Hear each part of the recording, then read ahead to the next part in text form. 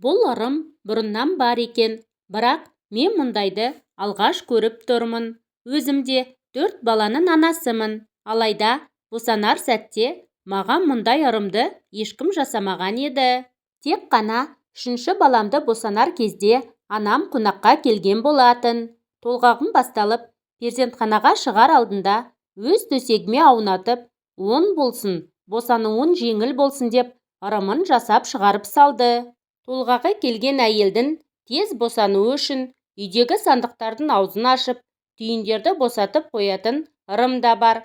Бірақ қазір мұндай ырымдарға сенетіндер аз ба, әлде машақатынан қаша ма екен?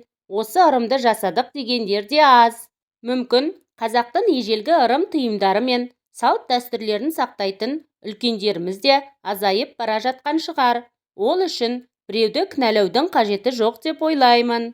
Енді айтайын дегенім, көне ырымды қайта жаңғыртып, өзгеше әсерге бөлеген жайт туралы.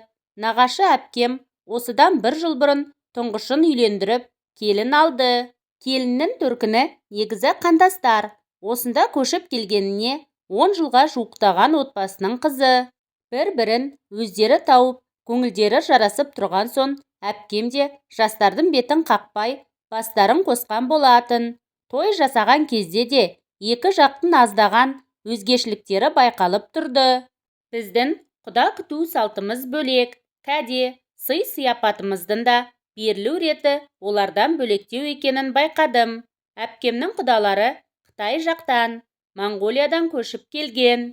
Ол жақта қоныстаған қазақтар ежелгі салт дәстүрімізді бұзбай сақтаған ғой. Мүмкін олар да аздап бұрмаланды ма екен? Қалай болса да, қазақтың жақсылыққа бағытталған ырымы екені айқын ғой. Нағашы әпкемнің үйіне бір себеппен барған едік. Анам қонақ болып келді. Әпкем үйіне тамаққа шақырған. Содан мен де анаммен еріп бірге бардым. Сол кезде келіннің аяғы ауыр болатын. Айы күні де жақын қалғаны көрініп тұр. Анамды қонақ етіп отырған соң, бір қалада тұратын құдағиын да қонаққа шақырған екен. Барлығымыз жиналып, дидарласып, әңгімелесіп, марқайып қалдық. Аяғы ауыр болған соң, келінге де соншама қонақты күту қиын болмасын деп, мен жанында көмектесіп жүрдім. Өйткені мұндай кезең менің де басымнан өткен, оны жақсы түсінем. Солай дастарханды жинастырып, ыдыстарды жуып жүргенде келіннің түрі өзгере бастады. Ішін ұстап, мазасы кеткеннен толғақтың басталғанын сездім. Өйткені бір сәтке тынышталып, бір сәтте қайтадан ішім, белім деп толғақтың белгілерін байқата бастады. Түн қараңғысында жедел жәрдем шақырып, келінді дайындап, абыр-сабыр болдық та қалдық. Сол кезде нағашы әпкем алғашқы немересі дүниеге келгелі жатқандықтан қатты абыржып, күйгелектеніп кетті.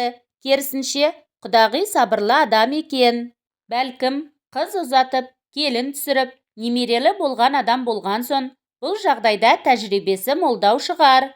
Еш асып-саспастан, дұғасы мен тілегін айта жүріп, қызының киіп бара жатқан көйлегінің алдынан бір қарыстай жыртып жіберді. Бәріміз мұндайды күтпегендіктен аң-таң болып, бір-бірімізге қарап қалыппыз. Құдағи да оны сезгендей, бізге бұл қазақтың ырымы екенін түсіндіріп жатыр. Ата-бабамыздан келе жатқан ырым бойынша көпті көрген, көп бала сүйген аналарымыз толғатып жатқан әйелдің босануы жеңіл болсын деп, көйлегінің шетін жыртып, жол ашу ырымын жасаған.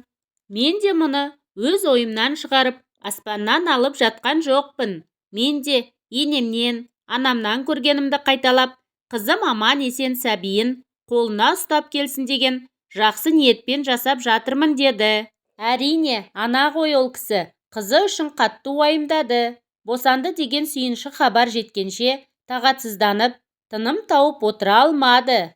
Одан кейін қос құдағи қуаныштарын бөлісіп, дүниеге келген сәбидің құрметіне той тойлап, одан перзентханаға барып, солай шат-шадыман болғанымыз бар. Шынында да сенімнің күші болар. Келініміз ешқандай жарақатсыз, денсаулық кінәратынсыз босанғанын айтып жатыр. Әрине, баланың өмірге келуі ана үшін қандай бақыт болса, сол бақытқа жету жолында бірталай қиындықтардан өтуге тура келетінін де түсінеді. Қазақтың жақсы ырымдарын қолдайық, жалғастырайық.